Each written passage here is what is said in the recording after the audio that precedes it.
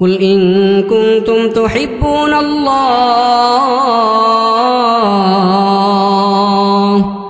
ফাত্তাবিউনি ইউহিব্বুকুমুল্লাহ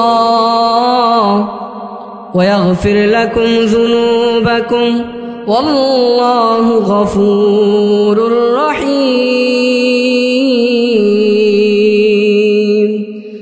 আল্লাহ পাক রব্বুল আলামিন বলেন, হে দুনিয়ার মানুষ, তোমরা যারা আমি আল্লাহকে ভালোবাসতে চাও, তোমরা যারা আমি আল্লাহকে মুহাব্বত করতে চাও, তাহলে আমার নবীর অনুকরণ করো। আল্লাহ পাক রব্বুল আলামিন বলেন, যদি তোমরা আমার নবীর অনুকরণ করতে পারো, তাহলে আমি আল্লাহর অনুসরণ হয়ে যাবে। পড়েন সুবহানাল্লাহ। আর আল্লাহর অনুসরণ যদি হয়ে যায়, এর দ্বারা ফায়দা হবে কি, এটাও আল্লাহ তাআলা কোরআনের মধ্যে জানিয়ে দিয়েছেন, ওয়া ইয়াগফির লাকুম যুনুবাকুম ওয়াল্লাহু গফুরুর রহিম। সকলে পড়েন সুবহানাল্লাহ। আল্লাহ তাআলা বলেন, যদি তোমরা আমার নবীর অনুকরণ করো, তাহলে আমি তোমাদের তামাম জিন্দেগীর গুনাহ খাতা মাফ করে দিব। সকলে পড়েন সুবহানাল্লাহ। আর বিশ্বনবী মুহাম্মদুর রাসূলুল্লাহ সাল্লাল্লাহু আলাইহি ওয়াসাল্লাম হাদিসের মধ্যে ইরশাদ করেন, ও দুনিয়ার মানুষ, তোমরা যারা আমি নবীর অনুকরণ করবা, আমি তোমাদেরকে ওয়াদা দিলাম, কথা দিলাম, হাসরের কঠিন ময়দানে তোমাদেরকে সুপারিশ করে করে জান্নাতে নিয়ে যাব। পড়েন সুবহানাল্লাহ। আল্লাহর নবী ঘোষণা করেন, মান আহাব্বা সুন্নতি ফাকাদ আহাব্বানি ওয়া মান আহাব্বানি কানা মাই ফিল জান্নাহ। বিশ্বনবী মুহাম্মদুর রাসূলুল্লাহ সাল্লাল্লাহু আলাইহি ওয়াসাল্লাম বলেন, ও দুনিয়ার মানুষ, ও আমার উম্মতের দল, তোমরা যারা আমার সুন্নতগুলোকে আঁকড়ে ধরবা, ও যুবক ভালো করে স্মরণ রাখো, আল্লাহর নবী বলেন, নবীর সুন্নতগুলোকে যারা ভালোবাসবে, যারা নবীর দাড়ি রাখবে, যারা নবীর দেওয়া সুন্নত মিসওয়াক করবে, আল্লাহর নবী সাল্লাল্লাহু আলাইহি ওয়াসাল্লাম ঘোষণা করেন, হাসরের কঠিন ময়দানে সুপারিশ করে করে জান্নাতে ঢোকাবেন। পড়েন সুবহানাল্লাহ। এজন্য ভাই দোস্ত বুজুর্গ, ভালো যদি বাসতে চাও, আমার নবীকে ভালোবাসতে হবে। আমার নবী মুহাম্মদুর রাসূলুল্লাহ সাল্লাল্লাহু আলাইহি ওয়াসাল্লামকে ভালোবাসতে হবে। কারণ আমরা জানি, যদি কোনো মানুষকে ভালোবাসতে যায়, তখন তিনটা যোগ্যতা লাগে। 1 নাম্বার, সৌন্দর্য দেখে মানুষ ভালোবাসে। 2 নাম্বার, যোগ্যতা দেখে মানুষ ভালোবাসে। 3 নাম্বার, দানবীর হলে মানুষ ভালোবাসে। আসুন আলোচনা করি, আমার নবী কেমন সুন্দর ছিল। ও যুবক ভাইরা আমার, ও পর্দানিশী মা,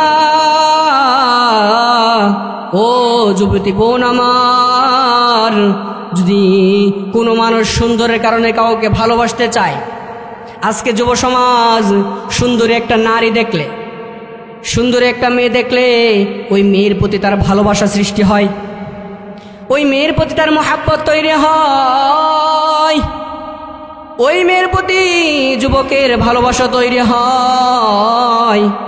কিন্তু এই ভালোবাসা প্রকৃত ভালোবাসা নয়। এই ভালোবাসা হচ্ছে যুবককে ধ্বংস করার ভালোবাসা। এই ভালোবাসা হলো একটা ভুল ভালোবাসা। দুনিয়ার মধ্যে সব ভালোবাসা পবিত্র নয়, সব ভালোবাসা সঠিক ভালোবাসা নয়। এই যে একটা যুবক, একটা যুবতী, একটা ছেলে, একটা মেয়ে রিলেশনশিপে আসক্ত হয়, রিলেশন করে, এইটা হচ্ছে নাপাক ভালোবাসা। এটা কোনোদিন পবিত্র ভালোবাসা হতে পারে না।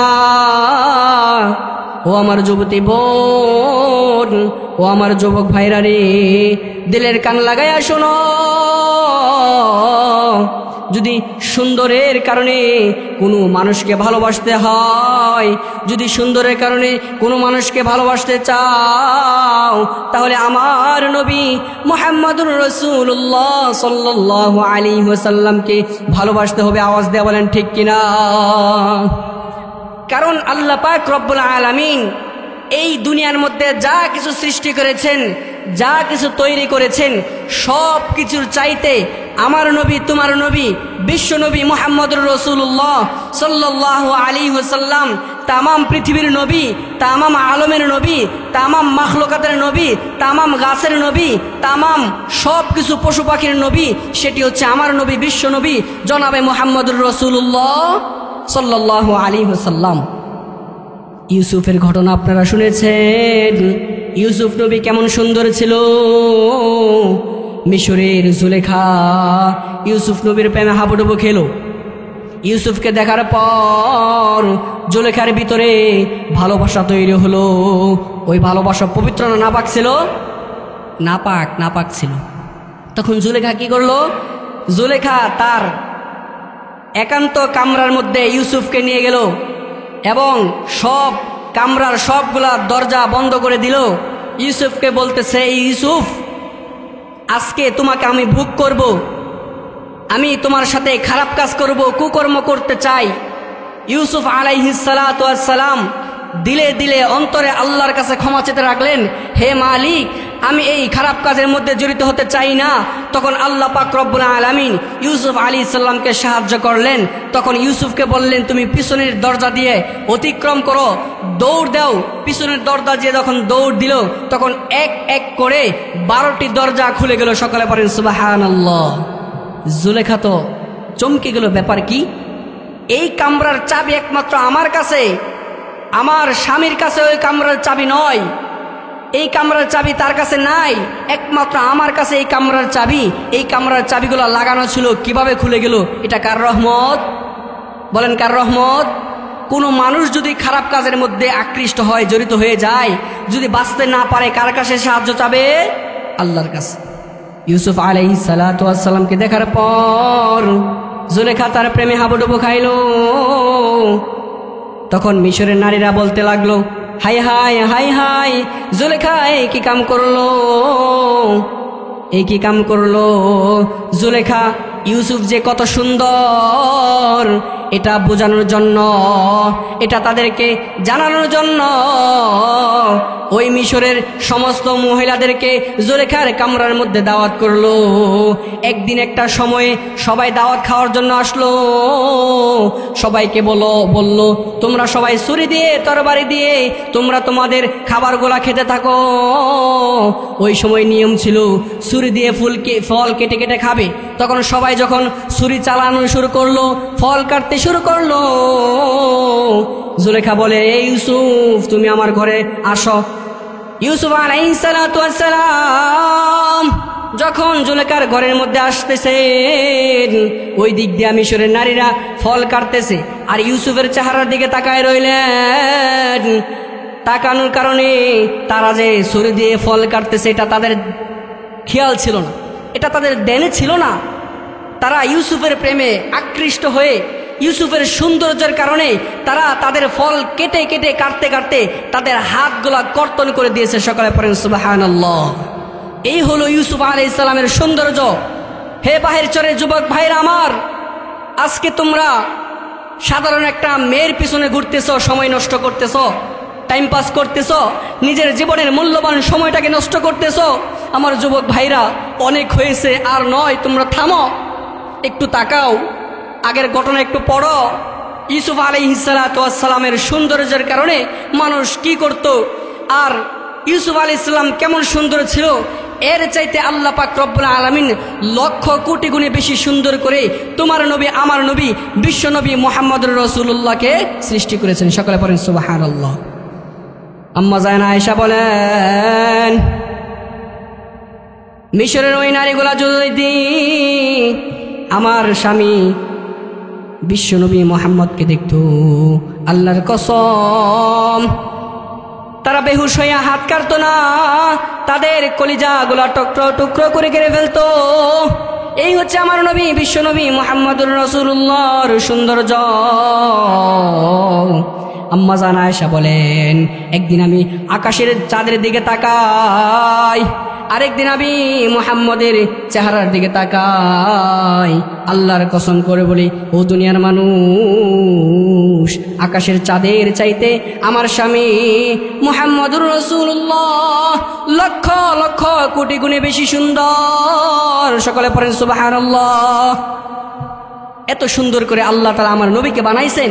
হে যুবক ভাইরা, যদি সুন্দরের কারণে কাউকে ভালোবাসতে হয়, আওয়াজ দেয়া বলেন কাকে ভালোবাসতে হবে? আমার নবী মুহাম্মদকে ভালোবাসতে হবে, কারণ নবী ছিল দুনিয়ার মধ্যে সবচেয়ে সুন্দর। তার চাইতে সুন্দর আর কোনো মানুষ আল্লাহ সৃষ্টি করেন নাই।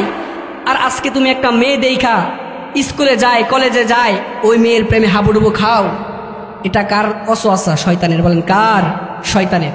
এই জন্য ভাই দোস্ত বুজুর্গ, যোগ্যতার কারণে যদি কাউকে ভালোবাসতে হয়, আমার নবী বিশ্ব নবী মুহাম্মদুর রাসূলুল্লাহ সাল্লাল্লাহু আলাইহি ওয়াসাল্লামকে ভালোবাসতে হবে। কারণ যোগ্যতার দিক দিয়ে আমার নবী তামাম পৃথিবীর মানুষের চাইতে বেশি ছিল। পড়েন সুবহানাল্লাহ। এই জন্য ভাই দোস্ত বুজুর্গ, যদি নবীকে ভালোবাসতে চাও, আল্লাহ পাক রব্বুল আলামিন বলেন, ও দুনিয়ার মানুষ, তোমরা যদি আমি আল্লাহকে ভালোবাসতে চাও, তোমরা যদি আমি আল্লাহর জান্নাতে যেতে চাও,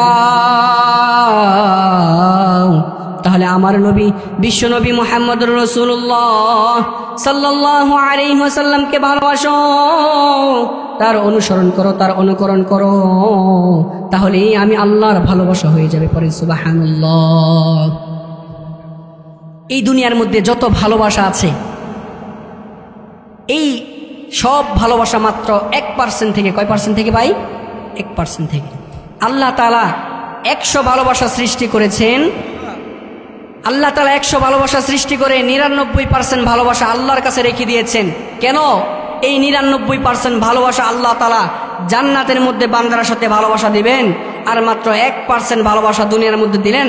এই 1% ভালোবাসা নিয়ে দেখেন, সন্তানের জন্য মা জীবন দিয়ে দেয়, ছেলে মায়ের জন্য জীবন দিয়ে দেয়, এমনকি ভালোবাসা এত মধুর হয়ে যায়, এত পবিত্র হয়ে যায়, একজন আরেকজনের জন্য জীবন দিতে প্রস্তুত হয়ে যায়। কথা বলেন ঠিক কিনা?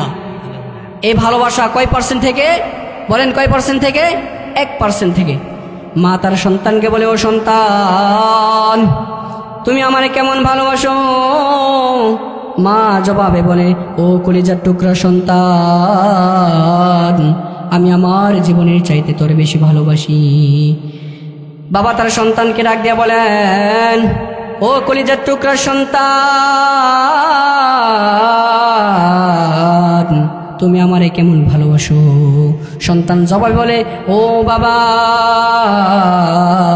আমিও আমার জীবনের চাইতে আপনারে বেশি ভালোবাসি। উস্তাদ তার ছাত্রকে ডাক দিয়ে বলেন, ও আমার প্রিয় ছাত্র, তুমি আমারে কেমন ভালোবাসো? ছাত্র জবাব বলে, ও প্রাণের উস্তাদ, আমি আমার জীবনের চাইতে আপনারে বেশি ভালোবাসি। কথা কোন ঠিক কিনা?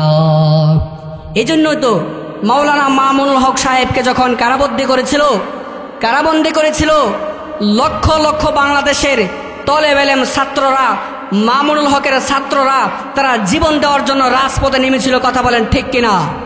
এটা দ্বারা আমরা প্রমাণ স্পষ্ট শুনতে পাই, বুঝতে পারি যে ছাত্র এবং উস্তাদের ভালোবাসা গভীর ভালোবাসা। একজন ছাত্র তার উস্তাদের জন্য জীবন দিতে পারে, একজন মা তার সন্তানের জন্য জীবন দিতে পারে, একটা সন্তান তার মায়ের জন্য জীবন দিতে পারে। আওয়াজ দিয়ে বলেন ঠিক কিনা?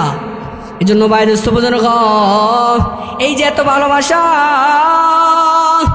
এই যে এত ভালোবাসা দেখতে পাই, মাত্র 1% থেকে এত ভালোবাসা, 1% থেকে এত ভালোবাসা যদি আমাদেরকে আল্লাহ তাআলা 99% ভালোবাসা সহ 100 ভালোবাসা দুনিয়ার মধ্যে দিত, তাহলে বুঝেন এখন কেমন ভালোবাসতো। হসপিটালের বেডের মধ্যে একটা মা শুয়ে আছে, পেটের মধ্যে গর্ভবতী একজন মা। ডাক্তার সাহেব পরামর্শ দিলেও সন্তানকে যদি বাঁচানো সম্ভব হয়, মাকে বাঁচানো সম্ভব হবে না। আর মাকে যদি বাঁচানো সম্ভব হয়, সন্তানকে বাঁচানো সম্ভব হবে না। এমন একটা করুণ পরিস্থিতির মধ্যে সবাই বলতেছে মা যদি বেঁচে থাকে, গাছ বেঁচে থাকলে ফল এক সময় দিবে, মা যদি বেঁচে থাকে তাহলে সন্তান অবশ্যই হবে, এই জন্য সন্তান মারা যাক সমস্যা নাই, মাটা যেন বেঁচে থাকে, এই জন্য তোমরা ব্যবস্থা নাও। এই কথা একজন ডাক্তার সাহেব আরেকজন ডাক্তার সাহেবের সাথে যখন বলতেছেন, তখন মা জননীর একটু হুঁশ, একটু জ্ঞান ফিরে আসলো। জ্ঞান ফিরে আসার পর এই শব্দটা যখন মা জননীর কানের মধ্যে শুনতে পাইলেন যে যদি সন্তানকে বাঁচানো যায় মাকে বাঁচানো যাবে না, আর যদি মাকে বাঁচানো হয় সন্তানকে বাঁচানো যাবে না, তখন মা জননী চিৎকার মেরে ডাক্তার সাহেবকে বলতেছেন, হে আমার ডাক্তার সাহেব, তোমাদের হাতে ধরি পায়ে ধরি, আমার দুনিয়ার মধ্যে বেঁচে থাকার কোনো ইচ্ছা নাই, আমি আমার দুনিয়ার মধ্যে বাঁচতে চাই না, আমার কলিজার টুকরা সন্তানকে যদি বাঁচাতে পারো সেটা বাঁচাও, আমার দুনিয়ার মধ্যে বেঁচে থাকার কোনো ইচ্ছা নাই, কারণ আমার সন্তান যদি বেঁচে থাকে তাহলে আমি মারা যাওয়ার পরেও আমি শান্তি পাবো, তোমরা আমাকে, আমি মরে যাই কোনো ইচ্ছা নাই, সমস্যা নাই, আমার সন্তানকে বাঁচায় রাখো। সকলে পড়েন সুবহানাল্লাহ। এই হলো মায়ের ভালোবাসা, এই হলো মায়ের ভালোবাসার প্রমাণ। আজকে এলাকার যুবকগুলা মায়ের সাথে খারাপ ব্যবহার করে। আমরা যখন ফেসবুক ইউটিউব দেখি, দেখতে পাই কত যুবক মাকে কষ্ট দেয়, বাবাকে কষ্ট দেয়, কত যুবক মার কলিজার মধ্যে লাথি মারে, কত যুবক বাবাকে গালি মারে, কত যুবক মাকে গালি মারে। এই যে করুণ পরিস্থিতি, এই যে একটা করুণ পরিস্থিতি, আল্লাহ পাক রব্বুল আলামিন এলাকার সব যুবকদেরকে হেদায়েত দান করুক। সকলে পড়েন আমিন। ভাই দোস্ত বুজুর্গ, যার মা জীবিত আছে সে বুঝে মায়ের মূল্য, যার মা নাই সে সারা জিন্দগি সে কষ্ট করে, কান্নাকাটি করে, মায়ের জন্য আফসোস করে। মা জননী কত সম্পদ, মায়ের কত দাম, যার মা নাই তার কাছে জিজ্ঞেস করো তার কাছে মায়ের মূল্য কত। আর তোমার মা আছে, তুমি মাকে নিয়ে অবহেলা করছো, তোমার বাবা আছে, তুমি বাবার সাথে বেয়াদবি করছো, তোমার মার সাথে তুমি বেয়াদবি করছো। অনেক হয়েছে যুবক, আর নয়। অনেক মাকে কষ্ট দিয়েছো, আর নয়। অনেক বাবাকে কষ্ট দিয়েছো, আর নয়। এবার একটু মায়ের কাছে ক্ষমা চাও। মায়ের পায়ের নিচে সন্তানের বেহেশত, মায়ের পায়ের নিচে আল্লাহ তাআলা জান্নাত রেখেছেন। আজকে যুবক তুমি মা বাবাকে বলে যাচ্ছ, তোমার সুন্দরী রূপবতী গুণবতী স্ত্রীকে নিয়ে তুমি শহরে ফ্ল্যাট নিয়ে বাসা ভাড়া থাকছ, তোমার মায়ের খবর নিচ্ছ না, তোমার বাবার খবর নিচ্ছ না। আল্লাহ 1% তোমার প্রতি সন্তুষ্ট নয়, আল্লাহ 1% তোমার প্রতি খুশি নন, আল্লাহ তোমার প্রতি বেজার রয়েছেন, আল্লাহ তোমার প্রতি গুসা করে আছে, আর যেই কোনো সময় তোমার উপর গজব পড়তে পারে। এই জন্য যুবক ভাইরা আমার, এখনো সময় আছে। মা যদি জীবিত থাকে মায়ের খেদমত করো, বাবার খেদমত করো, এটা আল্লাহ ফরজ করে দিয়েছেন। শুধুমাত্র সন্তানকে নিয়ে সুখে থাকলে চলবে না, শুধুমাত্র বউকে নিয়ে সুখে থাকলে চলবে না। মা বাবা কেমন আছে, মা বাবা কি খাচ্ছে, কেমন আছে, অসুস্থ কিনা এই একটা খবর নেও, খোঁজ খবর নেও। কারণ তুমি যদি সফল হতে চাও তাহলে আল্লাহর কসম তোমার মায়ের দোয়া ছাড়া তুমি সফল হতে পারবা না, বিফল হবা। তোমার জিন্দেগি কখনো সফল হবে না, মায়ের দোয়া ছাড়া কখনো সন্তানের কামিয়াবি হবে না, বাবার দোয়া ছাড়া কখনো সন্তানের কামিয়াবি হবে না। কথা বলেন ঠিক কিনা? এই জন্য ভাই দোস্ত বুজুর্গ, আল্লাহ তাআলা 1% মাত্র ভালোবাসা দুনিয়ার মধ্যে দিয়েছেন। এই 1% ভালোবাসা নিয়ে মা জননী সন্তানের প্রতি কত দরদ, কত ভালোবাসা। মা দুনিয়ার মধ্যে থাকতে চায় না, কারণ সন্তানের প্রতি তার এত ভালোবাসা, ওই ভালোবাসা নিজের জানেরও উপর নাই। সন্তানকে কত মহাব্বত করে, সন্তানকে কতটুকু ভালোবাসলে একটা মা নিজের জীবন শেষ করে দিতে চায়, সন্তানকে বাঁচায় রাখতে চায়। চিন্তা করেন, জীবন হচ্ছে আমাদের জীবনের মূল্যবান সম্পদ। একটা মানুষের জীবনের চাইতে আর কোনো বড় সম্পদ নাই। কথা বলেন ঠিক কিনা? এই জন্য দেখা যায় ফাঁসির কাস্টে ঝুলাই ফেলবে, তাকে দুনিয়া থেকে বিদায় করে ফেলবে, লক্ষ লক্ষ টাকা খরচ করে, কোটি কোটি টাকা খরচ করে, কোনোভাবে যদি ওই লোকটাকে বাঁচানো যায়, সে বাঁচতে পারে, বলে আমার সব সম্পত্তি নিয়ে যাও, যদি আমাকে একটু মুক্তি দিতা, আমি যদি একটু বাঁচতে পারতাম। আওয়াজ দেয়া বলেন ঠিক কিনা? আমাদের জীবনের সবচাইতে মূল্যবান সম্পদের নাম কি? জীবন। বলেন নাম কি? মনে হয় সবাই ঘুমাই রয়েছে নাকি? একটু জবান খুলেন। আমাদের মাঝে প্রধান বক্তা আসবেন, আবদুল্লাহপুরে আসছেন, তৈবর রহমান সিদ্দিকী সাহেব আসছেন, ওনারা মন প্রাণ ভরে আপনাদেরকে বয়ান শোনাবেন। আপনারা যদি মুখ বন্ধ করে তালাবদ্ধ করে থাকেন তাহলে হুজুররা বলবে বাইরের স্তরের মানুষ মনে হয় বোবা। কথা কন ঠিক কিনা? প্রত্যেকটা কথার জবাব দিবেন। হুজুর যতটা প্রশ্ন করবে প্রতিটা প্রশ্নের জবাব দিতে প্রস্তুত আছেন ইনশাআল্লাহ? একটা জোরে তাকবীর দিয়ে দেখি বাইরের জন্য মানুষের আওয়াজ আছে না নাই? নারে তাকবীর। এই আওয়াজ মনে হয় গেরো কয়েক, শুধু খালি বক্তা সাহেবের আওয়াজে মুনতাছি মাইকদা, মনে হয় শ্রোতা নাই, ঘুমায় রয়েছে।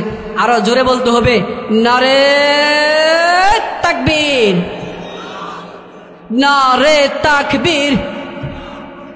সবাই কয় আল্লাহর নাম বললে কি লাভ হইব? যদি চেয়ারম্যানের নামটা কোন যাইতো, চেয়ারম্যান আমার এক কাপ চা খাওয়াইল, কথা কোন ঠিক কিনা? যদি এমপি সাহেব থাকতো, রাজু সাহেব, উনারে পিছে পিছে ঘুরা সামসামি কইরা যদি একটা ওনারে তাকবীর দিয়া ওনারে ফার্ম দিন যাইতো, কিছু টাকা আমার পিছনের দিক দিয়ে ঢোকাইল, কথা কোন ঠিক কিনা? আমার ফকরের দিকে দিয়া দিল। আরে মিয়া, এই সমস্ত হারাম টাকা, এই সমস্ত না চাই যে টাকা নিতে আমরা কখনো রাজি নাই, কথা কোন ঠিক কিনা? আমরা চাই আল্লাহ আমাদেরকে হাসরের কঠিন ময়দানে আল্লাহ নিজ হাতে আমাদেরকে পুরস্কার দিবেন, মালিকের কাছ থেকে পুরস্কার নিব। যখন পরে থাকবে শেখ হাসিনার মতন এমন সরকার, পরে থাকবে খালেদা জিয়া সরকার, পরে থাকবে দুনিয়ার মধ্যে যত এমপি মন্ত্রী আছে, সবাই যখন ওই মাঠের মধ্যে উপস্থিত থাকবে, তামাম দুনিয়ার মানুষের সামনে আমরা যখন আল্লাহর কাছ থেকে পুরস্কার নিব, ওই সময় খুশি লাগবো না মন বেজার লাগবো? কোন আওয়াজ হয়েছে না? জোরে বলেন, খুশি লাগবো না বেজার লাগবো? এর জন্য আমরা ভালোবাসবো কাকে? আল্লাহকে। বলেন কাকে? আরো জোরে বলে দেন কাকে? এবং আল্লাহর রাসূলকে। আজকে দেখা যাচ্ছে দুনিয়ার মধ্যে আমার নবীকে নিয়ে কটূক্তি করা হয়, আমার নবী বিশ্ব নবী মুহাম্মদকে নিয়ে কটূক্তি করা হয়। আল্লাহর কসম করে বলি, আমাকে তুমি গালি দিয়ে ছাড় পেতে পারো, আমার বাবাকে গালি দিয়ে ছাড় পেতে পারো, আমার মায়েকে গালি দিয়ে ছাড় পেতে পারো, আমার বংশকে গালি দিয়ে ছাড় পেতে পারো, আমার আত্মীয় স্বজনকে গালি দিয়ে ছাড় পেতে পারো। আল্লাহর কসম করে বলি, আমার নবীকে যখন কোনো কাফের মুশরিক বেঈমান গালি দেয়, তার প্রতিশোধ নেওয়া আগ পর্যন্ত আমরা থামবো না, কথাগণ ঠিক কিনা? এই জন্য বাইরুস্থ বুজুর্গ, সদা সর্বদা আমাদের সজাগ থাকতে হবে, সর্বদা আমাদের এই সচেতন থাকতে হবে। যখন যেই কোনো মুহূর্তে আমার নবী বিশ্ব নবী মুহাম্মদকে নিয়ে কেউ ছিনিমিনি খেলবে, আমার নবীকে নিয়ে কেউ গালিগালাজ করবে, আল্লাহর কসম তার জিভ টেনে উপরে পড়বে, কথা বলেন ঠিক কিনা? আরেক জোরে একবার তাকবীর দিয়ে আমাদের বক্তা সাহেব উপস্থিত হয়ে গিয়েছেন, সকলের প্রিয় বক্তা, সকলের মহাব্বতের মানুষ, এই রায়পুরার গর্ব, সারা বাংলাদেশের